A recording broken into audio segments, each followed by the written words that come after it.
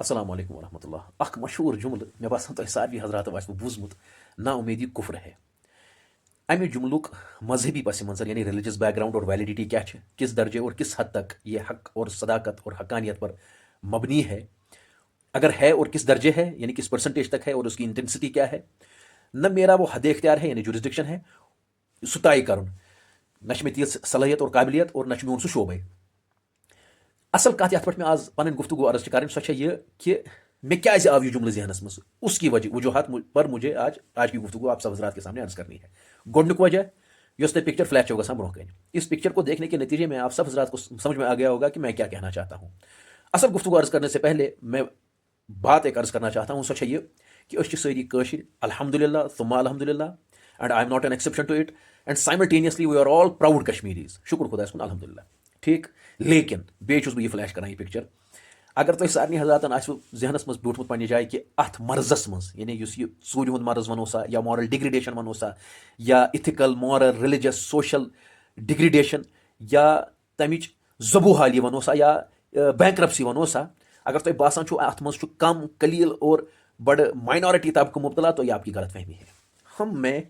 जितने भी शोबे हैं यानी युस तह शख्स मुख्तलिफ शोबा जातन मज मुनसलिक प्रोफेशनलिज्म एतबार प्रोफेशनल एतबार ब्रेड एंड बटर के हवाले से किसी न किसी दर्जे में वारियास हदस तामत तकरीबन तकरीबन सारी यिथिस माइंड सेट और थॉट प्रोसेस मज किसी न किसी दर्जे में हम मुबतला है। बह दिम थोड़ा बहुत कर बह अत पे वजाहत कह वाकयात वन बह सारे हजरातन ब्रोह कन और यमन रिलेटेड यम असमाई गिरामी यह बह नाव तम कह, लेकिन कम से कम तिम कर इंशाल्लाह टैग यमन पर्सनैलिटीजन हज बह कत कर तस्दीक और तायद करने के हवाले से। मे दोस्त ही happen to be my batchmate during my college days, and at this very point of time he is rendering his services in one of the famous foreign university as a associate professor तकरीबन शायद। तम core दोहली आज phone दोपन अस फलान दोस्त ना पना मे दोपन सह मज अकिस स्टूडेंटस परनावान और साइमल्टेनियसली सह छुट्टी पे तिमन दोहन आमुत और सह पारान अकिस रेप्यूटेड इंडियन प्राइवेट यूनिवर्सिटी मज यस गोडनिकन 600 ग्लोबल रैंकिंग यूनिवर्सिटीजन हज ऑल ओवर द वर्ल्ड तथ मज 600 नंबरन मज तमें यूनिवर्सिटी हुंद अख नंबर प्राइवेट यूनिवर्सिटी ये बच्चे पारान दोपन सोन बैचमेट आस अक दो तमिस बच्चस परनावान और तम पे तमिस यूनिवर्सिटी हंदिस स्टडी मटीरियलस मज अकिस जाय तम गलती अख कर्मुत निशानदेही, तो तम तमिस वोनमुत या वात पन्न टीचरन तामत कत तो तम ठीक आई कथा गई कथा फाइनली यु सह यूनिवर्सिटी गो तो तम पे सह कत वात तम कित वात चांसलरस तामत यूनिवर्सिटी हुंद चांसलर फाउंडर तो चांसलर और जिमन कर बह कत अर्ज सो university run by non Muslims तो दपान तमिस कत वचम सह खुश गोमुत और तम जबरदस्त मेच्योरिटी हुंद वसत कलबी हुंद इजहार कोर्मुत मुजहार कोर्मुत और तम जबरदस्त कत वन यह नफर काबिल यहान अम सुन गेस्ट लेक्चर अथ टॉपिकस पे थवन कर तमिस वन तमिस और अस नंबर करो तमिस पाने रबित तमिस रबित कोर्मुत और तम पे तमिस इनवाइट कोर्मुत दिमो सोरे खर्च युनुक गसनुक खेनुक चनुक to and fro by ticket और यीतिस कालस रोजक बोर्डिंग लॉजिंग सारी सान तरफ फ्री और यह गि चैन मेहरबानी अगर सह योर यख यह तिहुंद हाल। ठीक, सत पे मे असली ब्या कत क्या पे अथ साइमल्टेनियसली याद यथ बुनियादस पे मे यह कत पे याद सो यह कि अस पोर अक दो जुमा ये अकिस फर्स्ट कजनस सत में लाल बाजार इलाकस मज जान बड़ मस्जिद युथी अस जुमा परने गई तौर अल्हम्दुलिल्लाह गोड कर बह ब्या कत अर्ज not trying to boast myself सिर्फ अत जो मे दयिम कत अर्ज कर उसके हवाले से इसका पस मंजर बहुत अर्ज करना बहुत ज़रूरी है। मे कुरान पाक श्रीनगर किस अकिस बड़िस दीनी और मजहबी दानिशगाहस मज सही कोर्मुत तरतीब तरतील और तजवीद के हवाले से, और वो उस शोबे का इतनी वनियो तुम HOD यानी उस शोबे का बड़ा जिम्मेदार है दर्जे हिफ्ज़ नाजरा का, और जहाँ पर वो किरात भी सिखाते हैं। अल्हम्दुलिल्लाह कुरान पाक ठीक ठाक सही, शुक्र खुदा अल्हम्दुलिल्लाह। अमे दो खोल अतिक इमाम साहबन जुमा परनावने पन दोस्त कुस जानकार अमे कर शख्स मजकूरन गोडनिच गलती अलहमद शरीफस मज युस मे गलती बासे पन्ने कलील इल्म मुताबिक और मे थो पन्ने जाय जहनस मज, तो तम पे कर सेम अति दमी रकस मज अलहमद शरीफ मज गलती। मे वोन अमिस फर्स्ट कजनस दोपस है भाई इतने गई दिल ऐ कोर दोपन अहन कोर मे वोन अमिस पन्ने जाय मे दोस खुदा निश जवाब दे क्या चूंकि पत कन नफरस तकरीबन if I am not wrong and mistaken 2-2.5 नफर तक जुमा पारान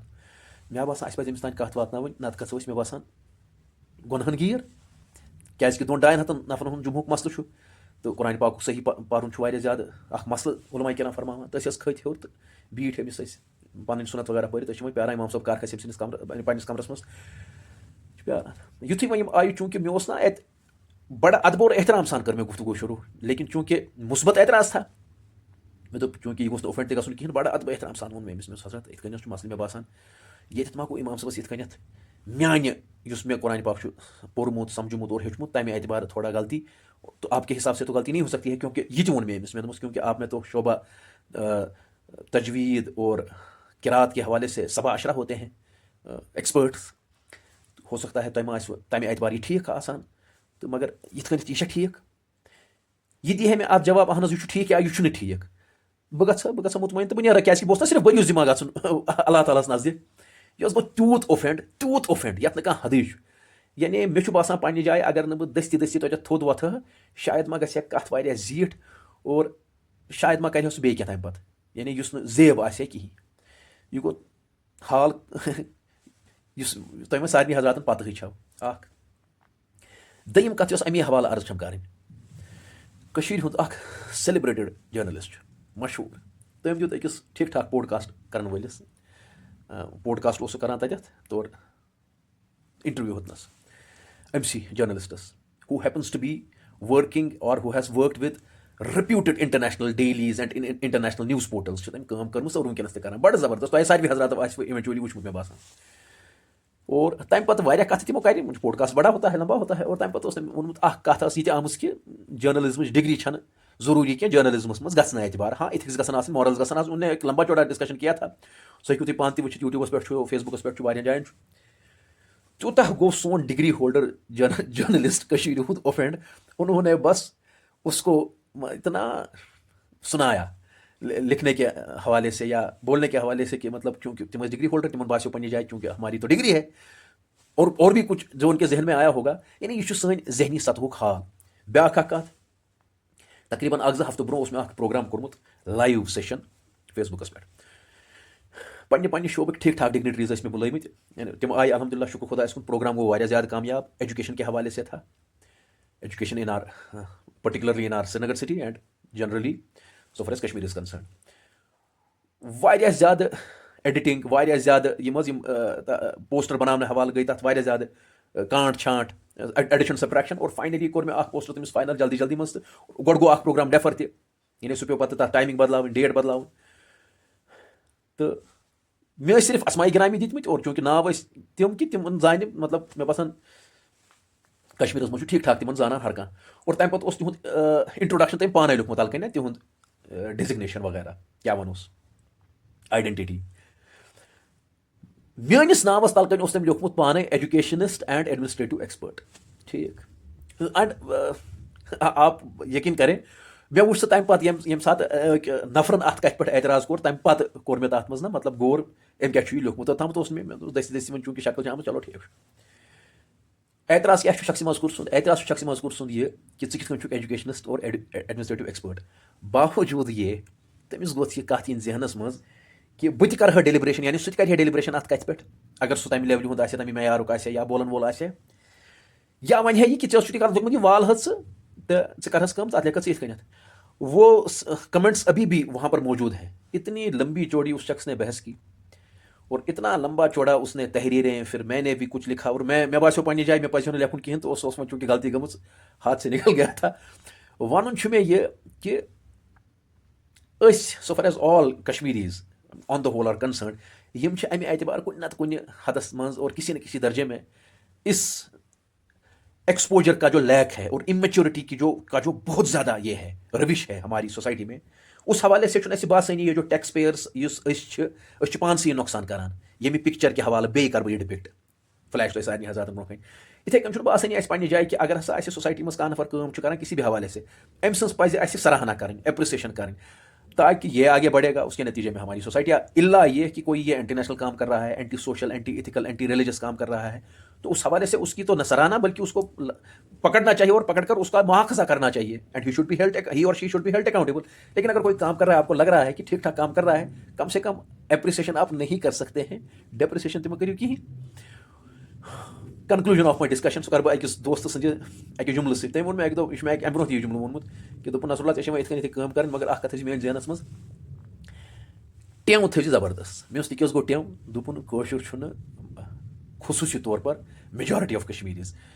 अक्सर गसान मतलब नेशनल लेवल पे और कहें ये ज़्यादातर और तम पे क्या गम साउथ एशिया नेबर तम नेरानी यूरोप और अमेरिका वगैरह वो इन्होंने देखा नहीं है तो एक्सपोजर की बहुत ज़्यादा कमी है यहाँ पर काम करना बहुत मुश्किल है और तमें हवाले सह मुश्किल दूर करने खतर वन बह गोच ऑफिस ऑफिस ज़बरदस्त यह बड़ ज़बरदस्त मुतासर तथ वजह यह कि ये सात वक ये सात रिप्यूटेड या बोड़ बार प्राइवेट स्कूल फॉर्म कड़ान तम पे रात रात बहान गाड़ियों मज तथी शंगित और तक शोर करान कहें लेकिन शोर जब करते हैं राशन की क्यों में करते हैं। तो मसला यह है और मकसद ये है कि कश्मीर में काम करना बहुत मुश्किल है और मुश्किलात का सामना करके ही आपको आगे बढ़ना है। रिटेलिएशन बहुत होगी और अक्सर बेशतर